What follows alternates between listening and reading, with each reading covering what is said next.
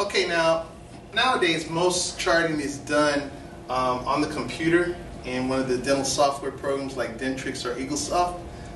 But every now and then you may end up having to chart by hand. And even if you don't chart by hand, you still need to know the symbols. Okay, so you need to know your different types of teeth. Okay, so just in general, we'll go over some of the basics. Most adults have 32 teeth in their mouth. Okay, most children have 20. For children, we count the teeth as in letters. So it goes A to J, K to T. Okay. For adults, we count by numbers. We identify by numbers. So on the upper right will always be number 1. So this is number 1, 2, 3, 4, all the way to 16, and then it drops down to 17, all the way to 32. Your wisdom teeth, which are the last teeth in your mouth, are going to be number 1, number 16, number 17, and number 32. Okay? Now, the different types of teeth that you have in your mouth. You have your molars, which are the ones in the back, the big ones in the back that do the chewing. Before that, you have your premolars, are also called bicuspids. So these are molars, these are bicuspids. Then you have your, what we call dog teeth, or canines, also called cuspids. These are the sharp teeth that you will tear your food with. Then you have laterals and your central incisors. Lateral incisors, central incisors. Okay?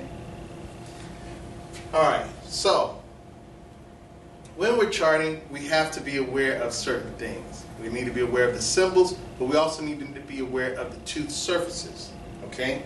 So, talking about the tooth surfaces, every tooth has 5 surfaces. Okay? We have our buccal, okay, which that's the surface that is closest to the cheek. We also have the occlusal, which is the surface that we chew with. That's only going to be on your molars and premolars. And then we have the lingual. Imagine that this line is the tongue. The surface that is closest to the tongue is going to be the lingual.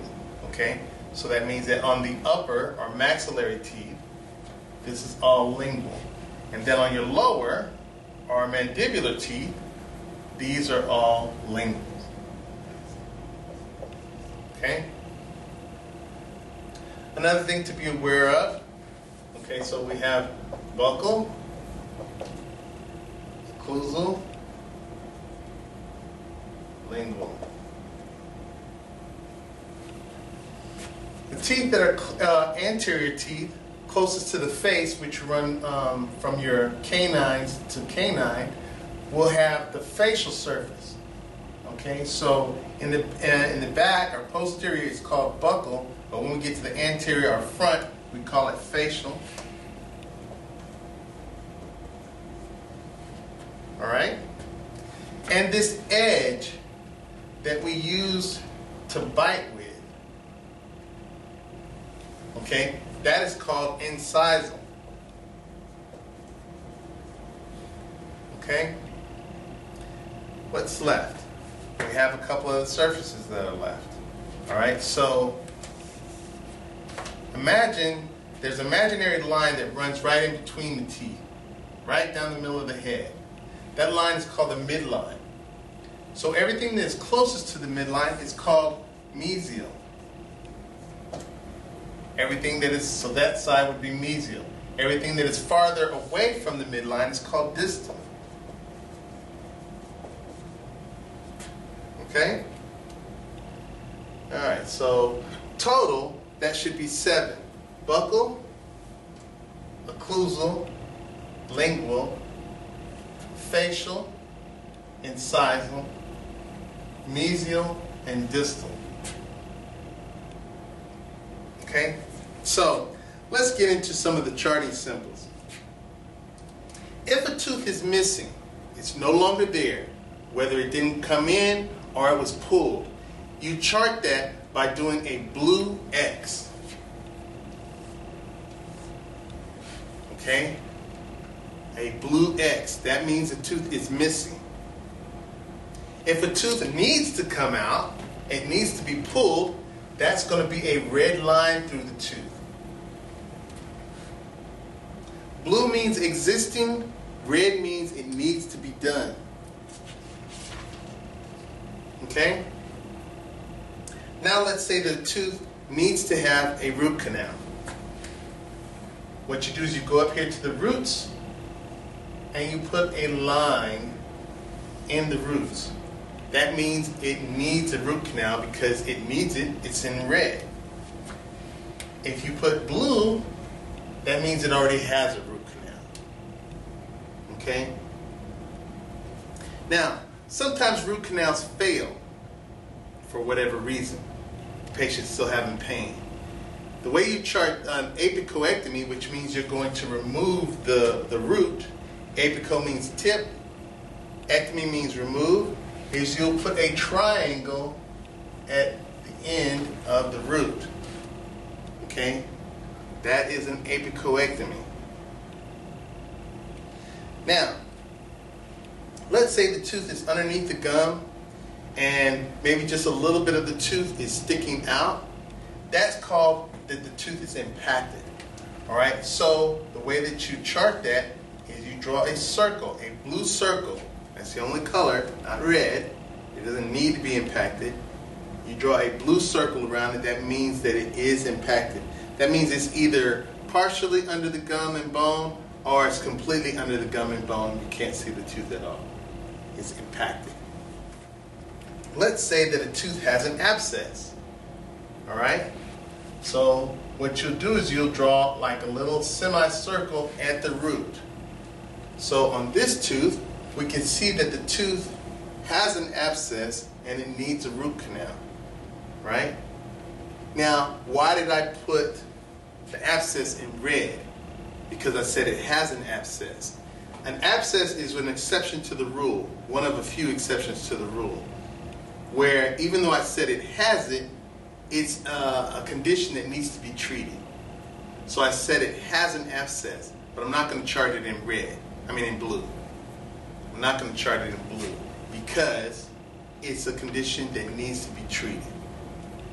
Right? So this needs to be extracted. It needs a root canal. It has an abscess, but it needs to be that abscess needs to be taken care of.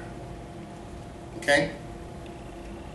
All right, so anytime a tooth has had a root canal, the tooth needs to have a crown. We can talk about that more in the root canal video. But I'm going to draw a crown. All right, so the tooth needs to have a crown. So what I do is I'm going to outline every part of the tooth. Now there's different types of crowns. This would be an all porcelain crown. It needs an all porcelain crown.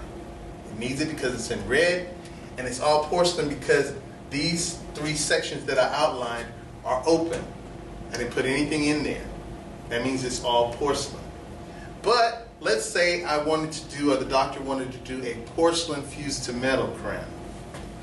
I'm going to leave the buccal, or if it was on one of the front teeth, I would leave the facial open, but I will put metal everywhere else. So I'm going to draw lines, diagonal lines. That means metal. So completely open is an all porcelain. The buccal or facial open, but with lines elsewhere, means porcelain fused to metal. All porcelain is PVC. Porcelain fused to metal is PFM. And let's say that the doctor says, okay, we're going to put an all metal crown there, or full gold crown. Then you would put lines throughout the whole thing. And that would be an FGC. Okay? So you have all porcelain, porcelain fused to metal, and full gold crown. Alright, so let's say a person has a gap between their teeth. A lot of people have a gap in between their front teeth. So that's called a diastema. And the way you chart that is you put two lines like that. Diastema, or some people say diastema. Okay? Let's say that a person has an extra tooth. That's called supernumerary tooth. What you do is you would just draw a little egg-looking tooth above wherever it is. The doctor would tell you where it is after they look at the x-rays. Okay? Some people have calculus. Okay, so that means that they have a lot of tartar buildup. Okay, so if they have calculus, the way that you chart that, and most people get it behind their lower front teeth, you just mark a bunch of C's. Okay, that is calculus. Okay, let's say that a person has a sealant. You just mark an S on the tooth. That means that that tooth has a sealant. If I mark it in red, that means that it needs a sealant. Okay? A veneer. What is a veneer? A veneer is a covering that only goes on the front of the tooth. So it's kind of like a crown, but it doesn't cover the whole tooth. It only goes on the front. A person would get a veneer if, say, that they don't like the way their teeth were shaped or the color of their teeth, you know, and as opposed to getting a complete crown, they may just do veneers. Okay? So the way that you chart a veneer is just the same way you do a crown, but you only put it on the front. You don't put it on the whole tooth. Okay. If the doctor says that a patient has decalcification, this is another exception to the rule. What does that mean? So just like I said, an abscess, you would chart it in red. Decalcification, you would chart in red also. And what it is little red dots that go on the facial. Okay? Now let's say that the doctor says that the patient has a class 5 cavity or needs a class 5 filling. What a class 5 is, it's right where the tooth meets the gum. This line is called the cervical line, where the tooth meets the gum. And so if the doctor says that the patient needs a class 5 composite filling, then what you would do is you would draw a little circle like that, right where the tooth meets the gum. That's class 5. Or if the doctor says that the patient has a class 5 composite, then it would be in blue. It hasn't. Okay?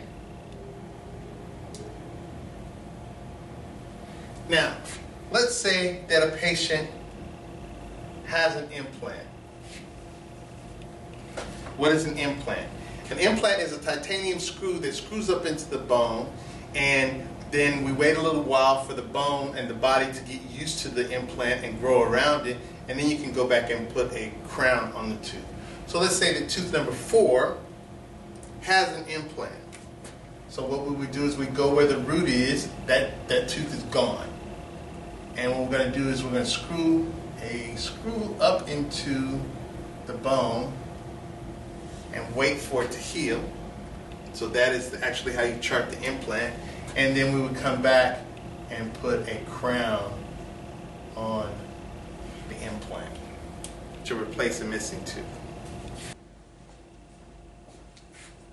Another charting, it usually happens on small children. It's called a stainless steel crown. So how do you do a stainless steel crown? All right, so what you're going to do is a crown. So what you'll do is you'll again outline every part of the tooth.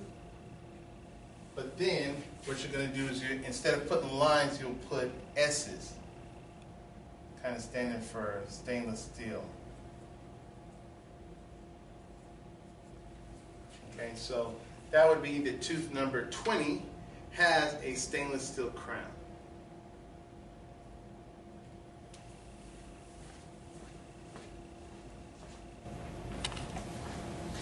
So an implant is one way of replacing a missing tooth, but there are other ways. You can do a partial, you can do a denture, okay? If a person were to have a denture, let's say they had teeth on the bottom, but they had all the teeth removed on the top.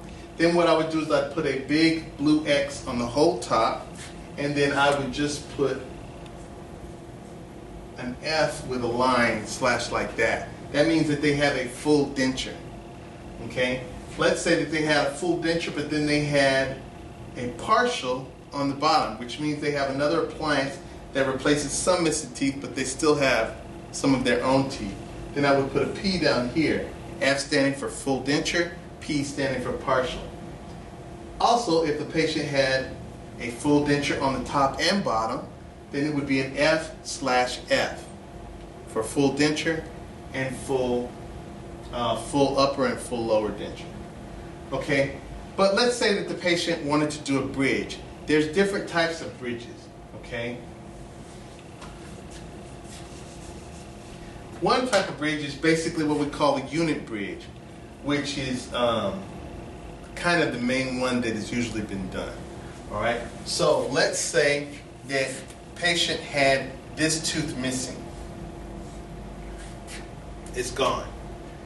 So what we would do is we would go to do a bridge. We would cut down the teeth on either side of it and basically make 3 crowns that are connected together to replace this one missing tooth.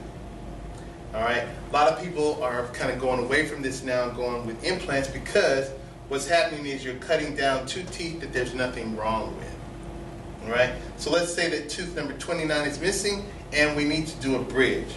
So what we're going to do is to chart that, we'll outline each one of these, which means that it's going to be basically 3 crowns that are connected together. So what I've done here is I have a tooth that is missing and we're going to do a bridge, which are the 3 crowns that are connected together.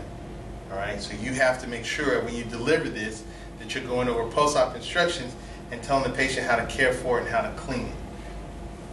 Okay, so this is an all porcelain bridge, but we can do a porcelain fused to metal bridge,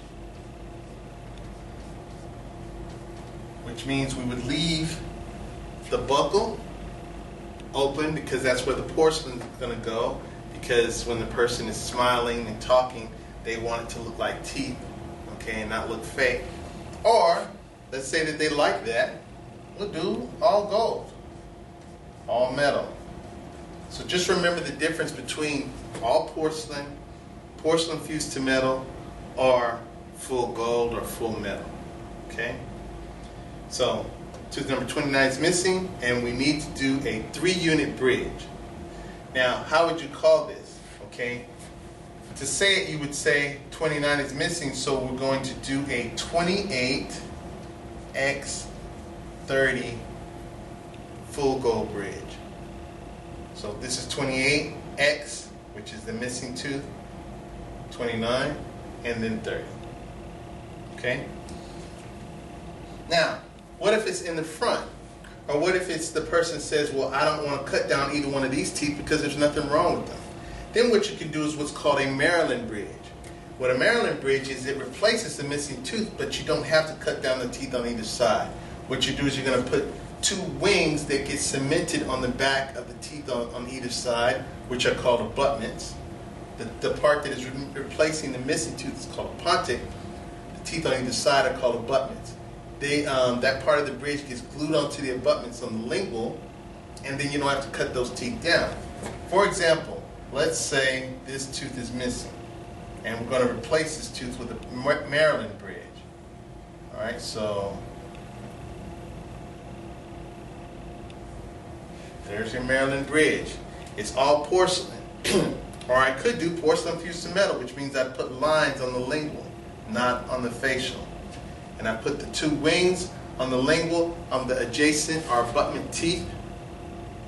So regular unit bridge, Maryland bridge. Another type of bridge that we do is what's called a cantilever bridge.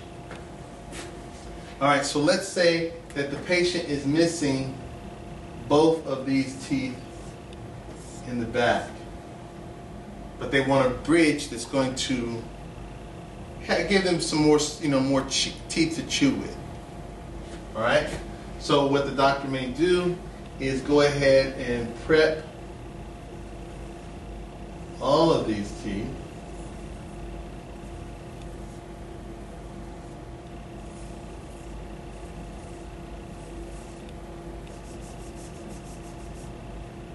and then add one on back here. It kind of hangs off like a porch on the roof of a house, all right? So this is the tooth that is missing, and it's been replaced with a 4-unit bridge. And the reason why I did 4 units is to give it strength, because otherwise, every time the patient, we only did like 2 teeth, when the patient bites down, depending on their bite pressure, it could cause the bridge to rock and then end up, getting loose and coming off. So to avoid that, they're gonna do an extra tooth. Most people don't do this nowadays because the cost is almost the same cost as them going ahead and doing an implant. And with an implant, they don't have to mess with any teeth that there's nothing wrong with. We have basically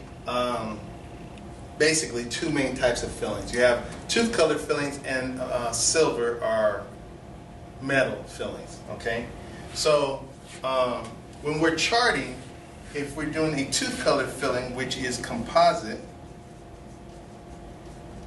we leave it open. If we're doing a silver filling, which is called amalgam, we color it in. Okay? So let's go ahead and do some. All right? So remember, you have your buccal, occlusal, lingual. Remember your tooth surfaces. So if I say that a tooth has an occlusal amalgam, tooth number 1 has occlusal amalgam, what I'm going to do is I'm going to just color it in. It's on the occlusal surface. It's right on the occlusal surface. I said it needs it. I think I said it needs it. So it needs it, so I put it in red. And it's amalgam, so I colored it in. Okay? But let's say that tooth number 2 has a mesial occlusal distal composite filling.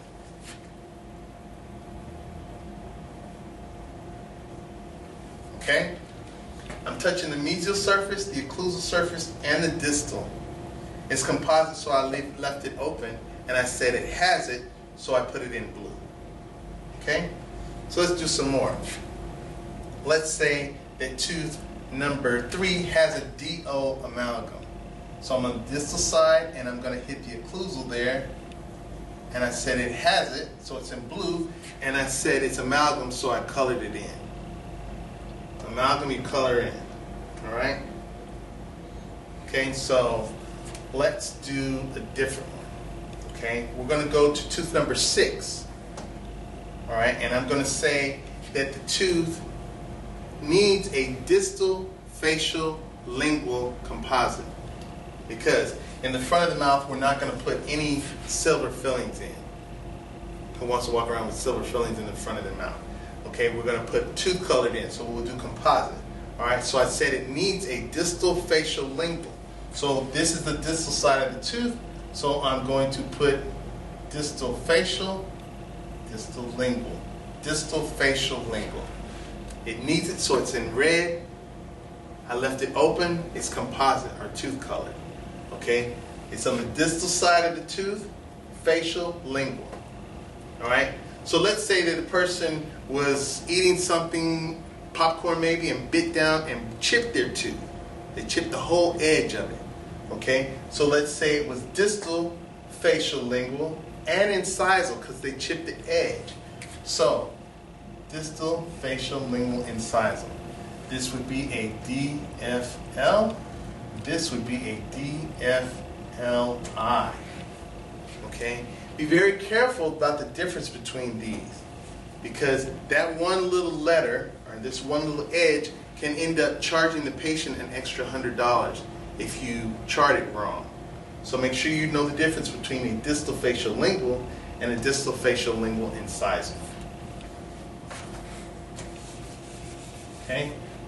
Now another thing that people sometimes have problems with when they're doing charting is they forget the midline. Okay? Remember, closest to the midline is mesial. Farthest away from the midline is distal.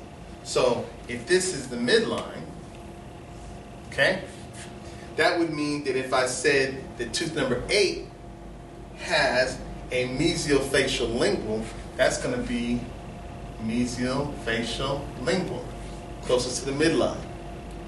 Also, Also, if I said number 9 has a mesiofacial lingual, okay? Remember, mesio, closest to the midline. It's on the facial and it's on the lingual. If you know your two surfaces, it makes it extremely easy how to do this. All right? So, let's say that tooth number 5 needs an MO composite. I'm on the mesial side and occlusal. MO. Okay? Let's say that a tooth, let's say tooth number 3 has an occlusal buccal. You want to ask the doctor, is it 1 filling or 2? If it's 2 fillings, then I'm going to do an occlusal, a buccal composite, and I'm going to do an occlusal. 2 separate fillings. But if the doctor says it's 1 filling, there you go. All right? Same thing on the bottom. But what happens is a lot of people get confused and they think they're looking at the top and they think, okay, this is this. It's the same thing. If I do this right here, is that occlusal buccal? No.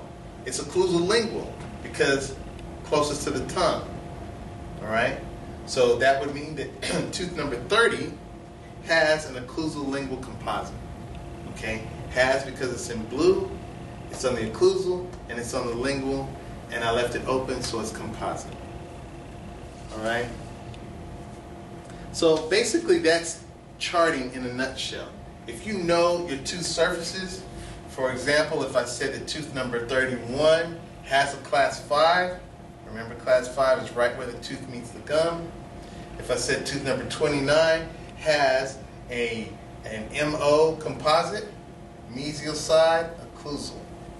Okay? If you know your two surfaces, charting gets extremely easy.